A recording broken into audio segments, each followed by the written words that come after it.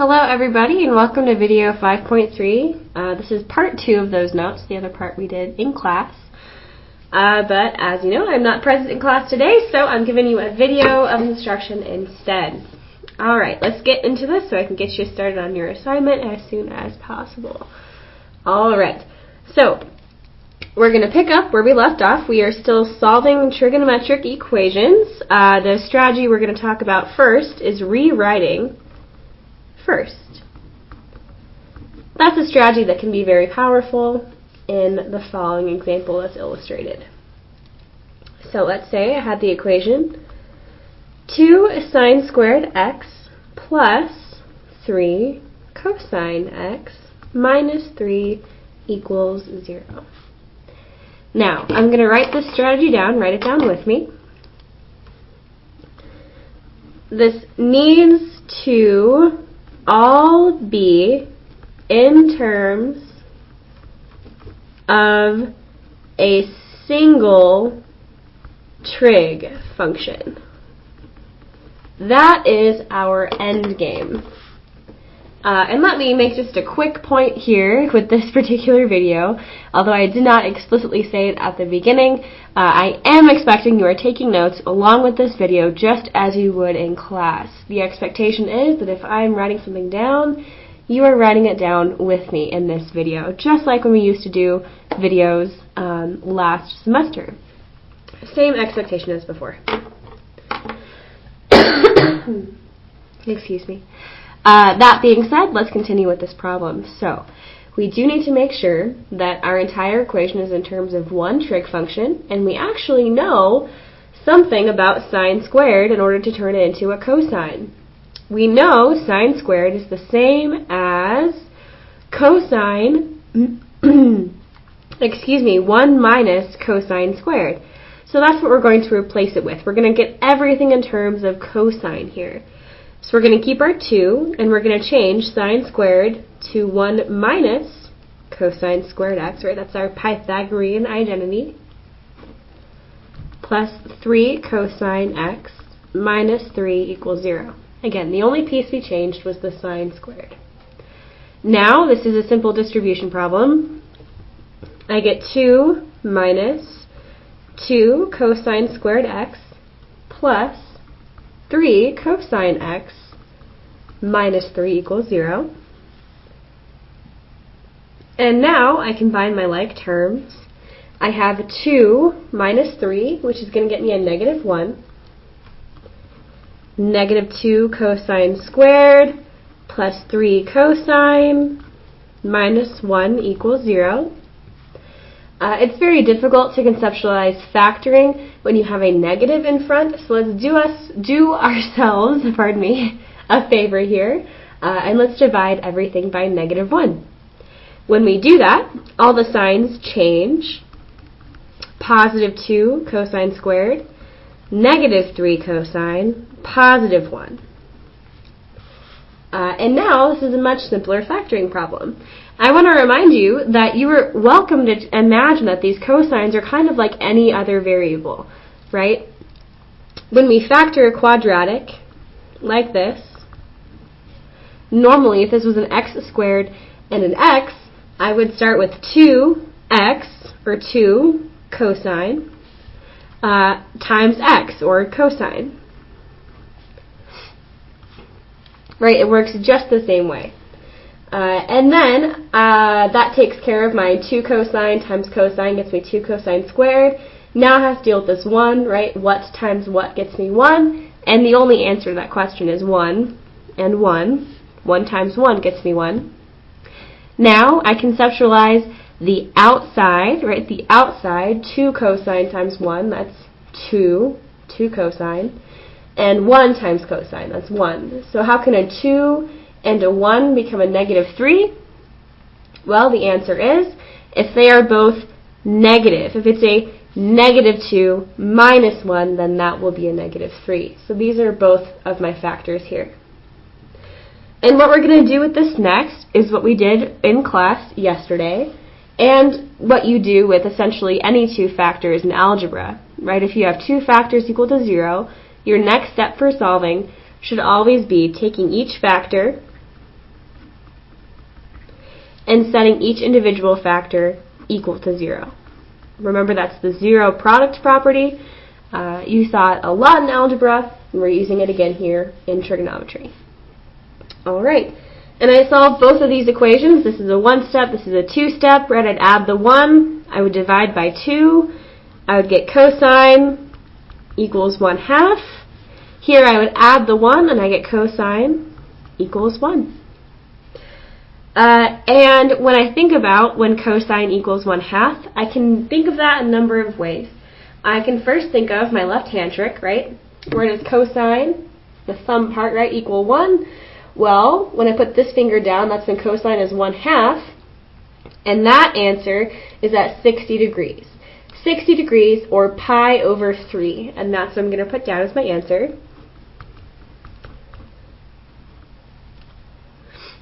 And another radian location that gives me that same cosine value of positive 1/2 also occurs in quadrant 4 at 5/3 pi. And again, I'll put my unit circle out in front of us so we really know what I'm talking about here. But again, just as I illustrated with the left-hand trick, right, at 60 degrees, cosine is 1/2, and reflected over here at 5/3 pi, I also have cosine being positive 1/2. Positive 1/2 here, and here as well. And the next equation I have to deal with is when cosine equals 1, and that answer, again, that's a quadrant angle, is 0. When x equals 0, cosine is 1. And those are my 3 answers, but remember, I wasn't given an interval, so I do have to specify how often these answers are going to occur. And I do that using the period of cosine x. And remember, the period of cosine x is just 2 pi. That's just the regular period of cosine x. So, what I say then is x equals pi over 3, and then I add that period. I add 2n pi, right? Every 2 pi, every multiple n of 2 pi, plus this pi over 3, that's where there's going to be a solution. I also state my other solution, 5/3 pi, again using my period, 2n pi. And I even state my last solution, but this one looks a little bit different, right? Because I don't say 0 plus, that would be redundant. So I don't put the 0, I just instantly go to 2n pi. And those are 3 ways to state your solution. Alright, let's do another example. Alright, our next example is going to introduce a new tool to add to your toolbox. And this tool is called squaring and converting. So, let's give you an example of when this would be useful. Let's say we have the equation cosine x plus 1 equals sine of x. Now, like before, or I should say unlike before, there isn't an easy way to change this cosine plus 1 or this sine into the same trig function. It's rather impossible to do, unless we square both sides. It's an equation, so that's allowed. If I square one thing, it's okay, so long as I square the other side of the equation too. So here's what your next step should look like. And give yourself that rationale. So write that note in. Can't be changed into a single trig function. There's no identity we can use here right off the bat that can make that super simple for us. So instead, we're going to try that method of squaring. So we're going to square cosine x plus 1, and we're also going to square sine of x. Now, this just stays like this, right? Sine squared x just stays that way. But, we will change it, but let's do that in another step. What we have to do with cosine x plus 1, remember your rules of exponents. You don't just get to take that squared and put it to both things. It's not the distributive property. No, it's a binomial, so you do have to FOIL it out. Remember, it looks like this. Cosine x plus 1 times cosine x plus 1 equals sine squared x. And now, again, you're FOILing it out. Cosine times cosine, cosine times 1, 1 times cosine, 1 times 1. And when you take care of that algebra, your end result, once you've combined your like terms, should be cosine squared x plus 2 cosine x plus 1 equals, and now let's talk about that sine squared x. That can be written in terms of cosine. That's a Pythagorean identity, and we're going to change it into 1 minus cosine squared x. And so now, from this point onward, I do hope we are more comfortable understanding where we're going with this problem. Now we have everything in terms of cosine. It's just a matter of getting all of our terms over here on the left, setting them equal to 0, factoring, and using the zero product property eventually. So let's get started with that. Again, we are moving all of our terms over to the left, so I'm adding a cosine squared, I'm adding a cosine squared, and I'm subtracting a 1. Subtracting a 1. And here's what's accomplished then. These go away, I get 0 on the right side of my equation. My constant, 1, goes away, right? 1 minus 1 becomes 0.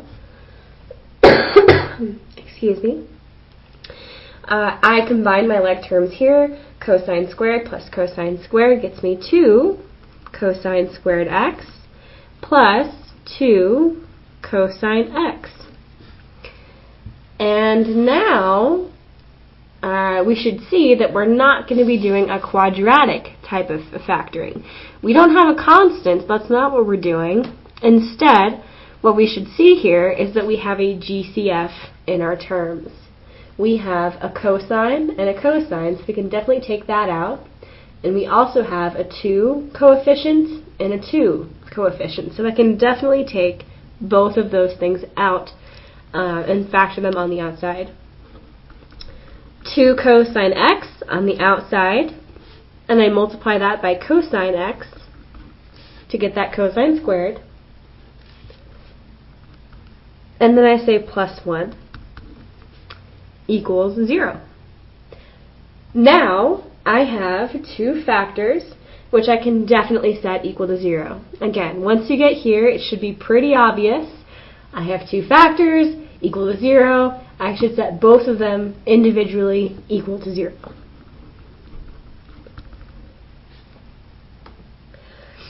And we also do cosine of x plus 1 equals 0. This is a one-step equation. To get rid of that 2, I would divide both sides by 2. Divide, and it didn't change much. I still have it equal to 0. Over here, again, a one-step equation. I subtract my 1, and I get that cosine of x is equal to negative 1. And what I get here are 2 quadrant angles that are pretty easy to identify, right? We know cosine is 0 at pi over 2 and at 3 pi over 2. Once again, I'll illustrate where that shows up on our unit circle. Right, x is 0 here at 3 pi over 2, and it's also 0 at pi over 2. So I can write those down as solutions. 3 over 2 pi, pi over 2, and lastly, I know cosine is negative 1 at exactly one place, and that is pi.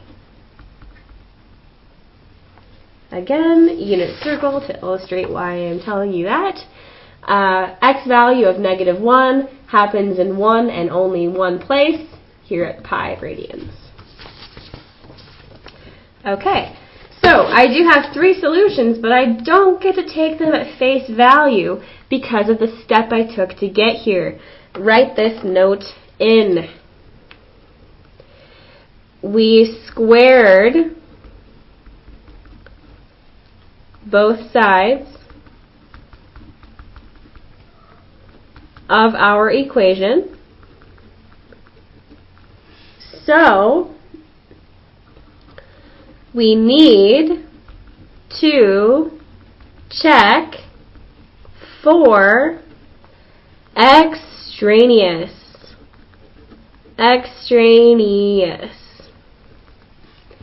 And remember, extraneous is just the type of solution that ends up not being a solution. And we can find those if we're careful and we just double check. So let's take care of that double checking here.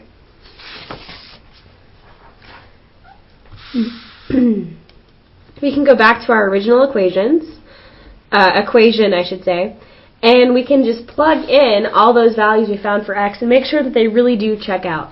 So, first of all, we're going to say cosine of pi over 2 plus 1, and put a little question mark over your equal sign because we're checking. Is that equal to sine of pi over 2? Now let's fill in those actual numbers, right? Cosine pi over 2 is 0, plus 1, and sine of pi over 2 is 1, and that does check out, right? 0 plus 1 is 1, and 1 does in fact equal 1. So we're good to go there. X equals pi over 2 is the solution. Let's try our 3/2 pi. Cosine 3/2 pi plus 1, and again, question mark over your equal sign. Does that equal sine of 3/2 pi? And now it's time to fill in those numbers, right? 0 plus 1. Oh, looks like it doesn't equal -1, right? Sine of 3/2 pi is -1. 0 plus 1 is not -1. So this was an extraneous solution. 3/2 pi is not going to work for us. Let's try the last solution of pi. Cosine of pi plus 1 equal to sine of pi. And again, we fill in those numbers. Cosine of pi is -1 plus 1, and sine of pi is 0. And this does work, right? -1 plus 1 is 0. 0 does equal 0, so we're good to go. That means then our 2 solutions would have to be x equals pi and x equals pi over 2.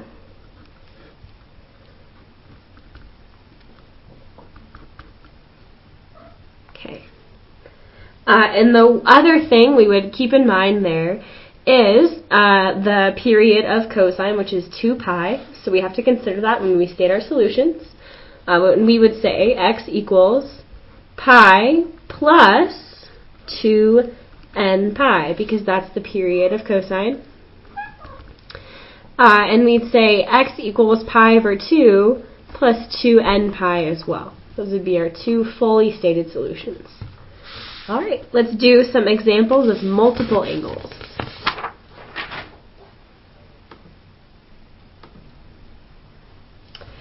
Alright, this type of problem came up a little bit in class yesterday, but it's always good to show you more than once in more than one way. So let's talk about it.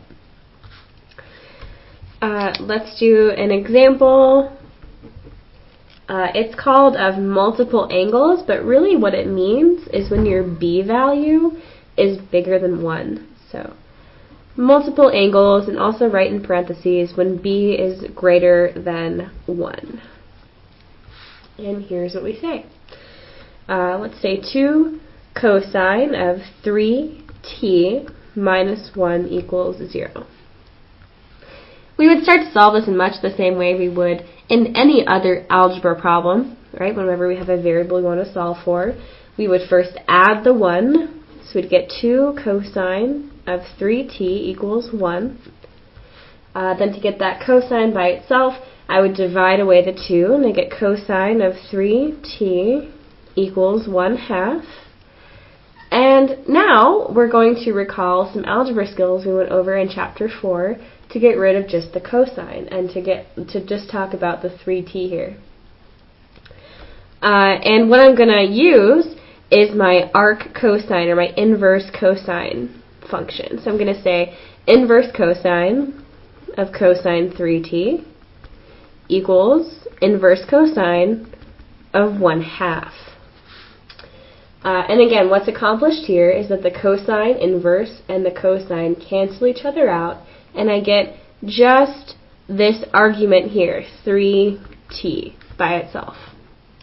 And now I can answer this side, I can simplify it, if I determine where arc cosine is 1/2.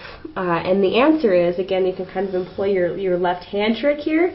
It's asking at what radian value is cosine 1/2? Well, remember, cosine is 1 over 2, 1/2, at 60 degrees, or at pi over 3. And that's what I say, pi over 3.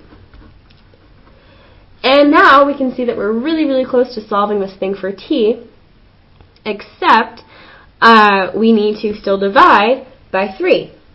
So that's what we'll do. We'll divide by 3, and we'll divide by 3. And remember what's happening here. If I have pi over 3 divided by 3, I actually have pi over 3 times 1/3. So I'm kind of multiplying my denominators here. And I end up getting pi over 9. Okay.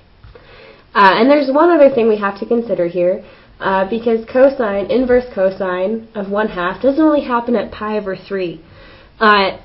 Inverse cosine of 1/2 also happens, let's write this one over here to the side, at 5/3 pi. Not just pi over 3, but 5/3 pi. And so what I do here is I again divide by 3. And I get that t equals 5 over 9 pi. Okay, so we do have our two solutions for t, but remember, we also have to include the adding of the period, like we did in all of our other answers.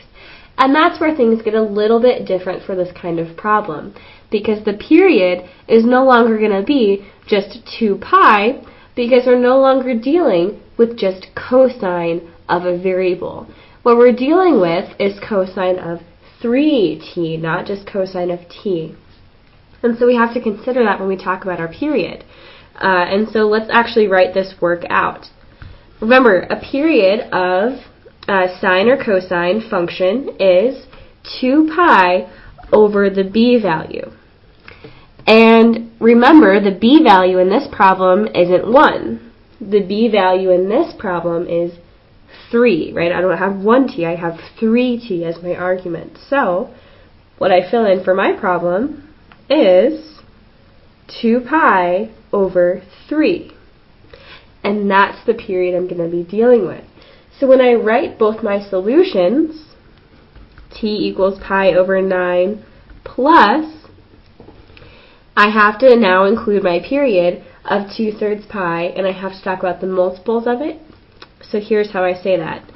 2n pi over 3. Right? Every multiple of 2/3 pi is where this is going to be a solution. And I also state my second solution, 5/9 pi, plus again the period, which changed this time, 2n pi over 3. And those are my two solutions.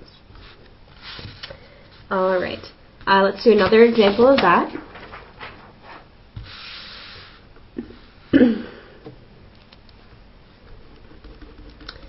Of that type of problem. Let's say that we had 3 tangent x over 2 plus 3 equals 0. Again, just like any other algebra problem, if I wanted to isolate this, I would subtract the 3 over. So I get 3 tangent x over 2 equals a negative 3. To get the tangent by itself, again, I get rid of that 3 in front by dividing. I divide by 3, I divide by 3, I get tangent. I'm going to rewrite here so it's a little bit easier to think about. I'm going to say tangent of 1/2 x equals -1. Now again, just like last time, now that I'm here, I want to get the argument completely by itself, completely alone. So to get rid of the tangent, I do inverse tangent, or arctangent of both sides. Tangent to the -1 of tangent 1/2 x equals tangent to the -1 of -1. Again, what's accomplished there is the tangent to the -1 and the tangent cancel each other out, and I get 1/2 x equals, and again, I'm going to have two answers here. So prepare yourself for that. 1/2 x equals, 1/2 x equals. There's going to be two places where tangent, arctangent, is equal to -1. And one of those places is going to be 3/4 pi, and the other radian location is going to be 7/4 pi. And again, I'll illustrate as to why that's correct. Arctangent, right, where is tangent going to be -1? Well, that's going to happen wherever sine and cosine are the same, but opposite signs, right? If I put the same thing over the same thing, I always get 1, but if they're opposite signs, I get a -1. And so that occurs here at 7/4 pi, when sine and cosine are opposite signs, and at 3/4 pi, where sine and cosine are again opposite signs, but the same value.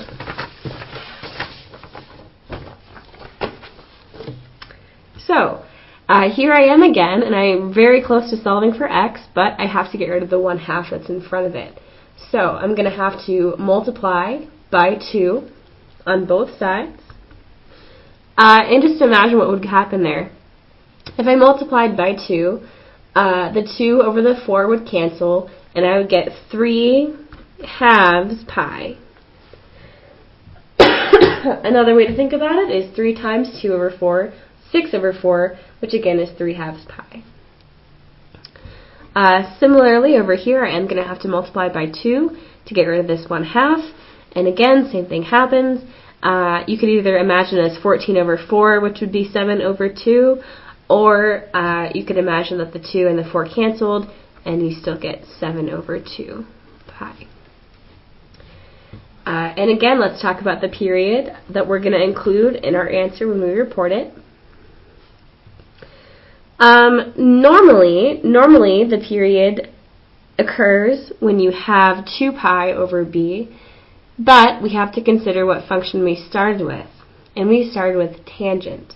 Tangent doesn't have a regular period of 2 pi. Tangent's period is normally pi, so that's what we're going to put in our ratio when we create the period. We're not going to put 2 pi on top because tangent's period is normally just pi, and we divide that by b. So, again, we look at our b value here, and that's why I kind of rewrote it like this. The b value is going to be 1/2. So I'm really going to have pi divided by 1/2, or that's the same as saying pi times 2, or 2 pi. So that's the period I'm going to be adding multiples of to both of my solutions. So we're ready to write everything out. X equals 3/2 pi plus 2n pi, and it also equals our other solution, 7/2 pi plus 2n pi. And those are my two solutions. Okay. One very last one to talk about, and then I will leave you guys alone. Excuse me. So let's say we have an example using inverse functions. Using inverse functions. Okay. And let's say we have the example secant squared x minus 2 tangent x equals 4. Again, our end game is always getting everything in terms of one function, and we also want everything equal to 0. So we're going to do two things at once here. We're going to subtract that 4 on both sides, and we're also going to change secant squared into its Pythagorean identity, which is 1 plus tangent squared x. And I still say minus 2 tangent x, and then I say minus 4 equals 0. And now I have some terms to combine. I have my 1 and my negative 4, which is going to become a negative 3.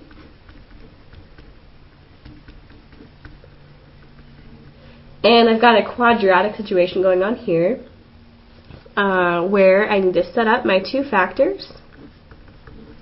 Right? I have tangent, and I have tangent, because tangent times tangent is tangent squared.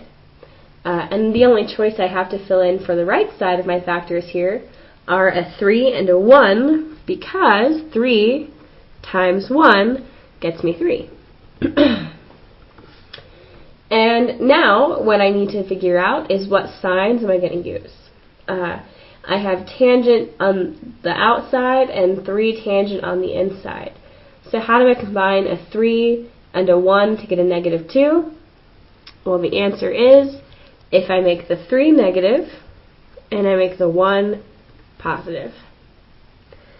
And now what I do, again, the strategy is when I have two factors equal to 0, I should be seeing by now that I have to take each of those factors and I have to set each equal to 0.